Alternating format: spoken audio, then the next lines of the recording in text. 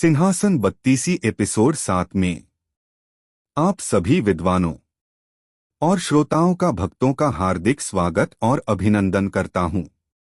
श्रोताओं, राजा भोज किसी भी सूरत में सिंहासन पर बैठने का मोह छोड़ नहीं पा रहे थे। छठे दिन फिर वे राजसी वैभव के साथ तैयार थे बैठने के लिए। तभी छठी पुतली रविभामा ने उन्हें रोक दिया।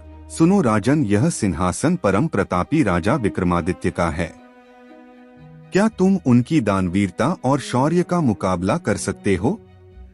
आओ, मैं तुम्हें उनकी महानता की कथा सुनाती हूँ।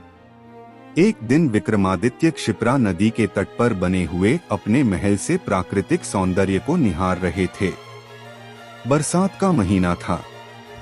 नदी उफन रही थी और अत्यंत तेजी से बह रही थी। इतने में उनकी नजर एक पुरुष, एक स्त्री और एक बच्चे पर पड़ी। उनके वस्त्र तार-तार थे और चेहरे पीले। राजा देखते ही समझ गए कि वे बहुत ही निर्धन हैं। सहसा वे तीनों उस नदी में छलांग लगा गए। अगले ही पल प्राणों की रक्षा के लिए चिल्लाने लगे।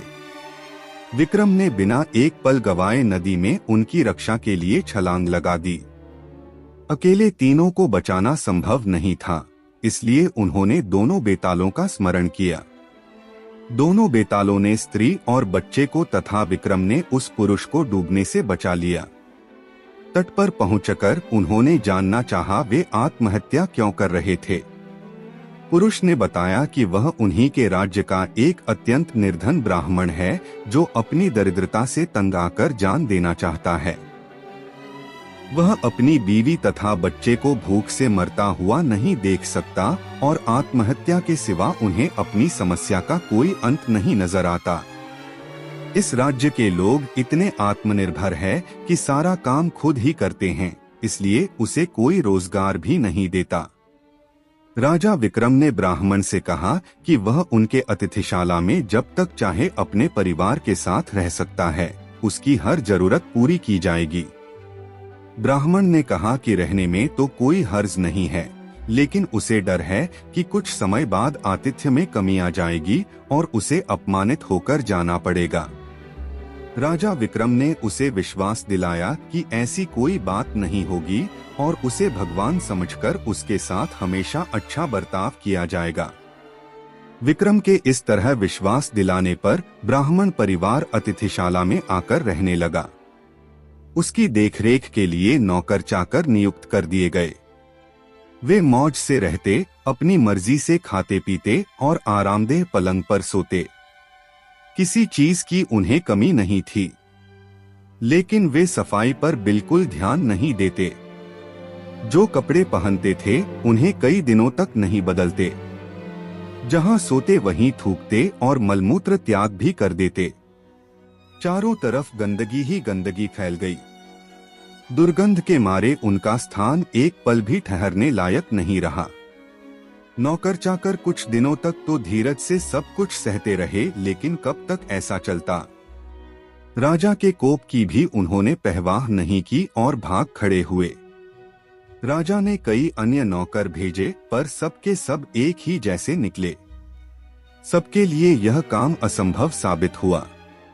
तब विक्रम ने खुद ही उनकी सेवा का बीड़ा उठाया। उठते बैठते, सोते जगते वे ब्राह्मण परिवार की हर इच्छा पूरी करते। दुर्गंध के मारे माथा फटा जाता, फिर भी कभी अपशब्द का व्यवहार नहीं करते। उनके कहने पर विक्रम उनके पाँव भी दबाते। ब्राह्मण परिवार ने हर संभव प्रयत्न किया कि विक्रम उनके आतिथ्य से तंग आकर अतिथि सत्कार भूल जाएं और अभद्रता से पेश आएं, मगर उनकी कोशिश असफल रही। बड़े सब्र से विक्रम उनकी सेवा में लगे रहे। कभी उन्हें शिकायत का कोई मौका नहीं दिया।